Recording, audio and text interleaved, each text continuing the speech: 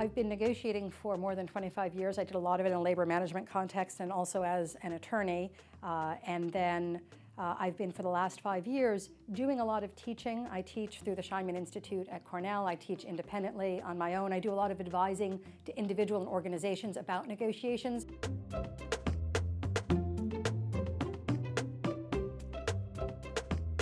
I'd say the myth people believe most about negotiation is that you're most successful in negotiations by being as adversarial and competitive as possible. So there are times when the appropriate way to negotiate is to be highly competitive, highly adversarial, only looking out for your own interests. There are instances where that's appropriate, but there are many instances where the best deal available is either in a purely collaborative deal, a negotiation and outcome, or in a negotiation that is partially collaborative and partially adversarial.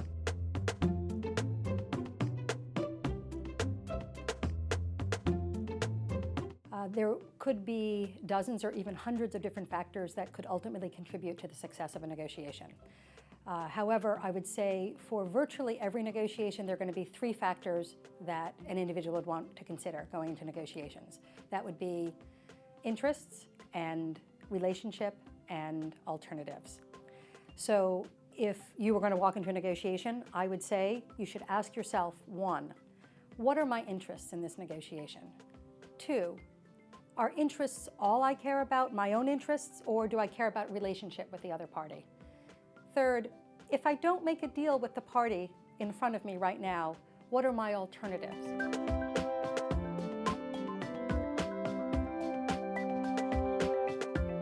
The only thing that I've seen with millennials that I kind of consistently need to address is the idea that it can all be solved with technology. You could send a text that says, "How do you feel about this?" But the texting format is not meant for people to open up and share. And in order to be able to do productive negotiations, we need a lot of information, and texting is not going to be your best choice for doing that. I'm also going to say being physically in the same location as other people matters. It's nice to Skype. We can Skype this way. I can see your face, you can see mine. Emotion matters. You can see a lot more than you used to. However, so many times breakthroughs in negotiations happen in the walking out of the conference room, the chat you start having that didn't even seem to be part of the negotiation. That's the starting point for the breakthrough. Or you're all staying in the same hotel, you have your formal negotiations all day long, but when you go down and you're sitting there at dinner and you sit for dinner, and somehow that's the moment where it all starts. And so millennials can believe a little bit too much in that the technology will take care of it. And I'm going to say, until the millennials do prove to me differently, get into the same place, get into the same room with the person you want to make a deal with.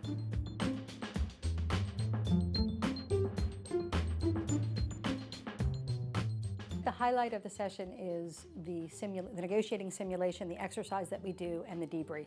To me, learning how to negotiate or honing one's negotiating skills, improving one's negotiating skills is about practice. So if someone tries to tell you they're going to teach you how to negotiate by giving you instructional videos or having you read a book and never going through the process of practicing those skills, then I'm going to say that's not a very good teaching environment.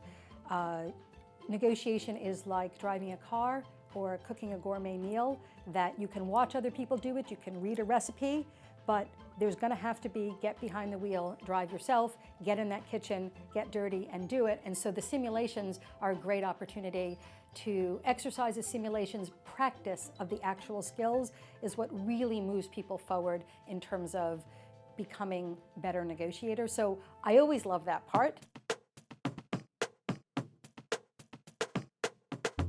One of your participants came back and said to me, "Thank you so much, you made me uncomfortable." And I just adored that. That made me happy, because people being made a little bit uncomfortable is an indication that they're learning, that they're making progress. They've been a little bit outside of the comfort zone, not so far out that it's painful, but enough so that they could get to the next step. So that was great.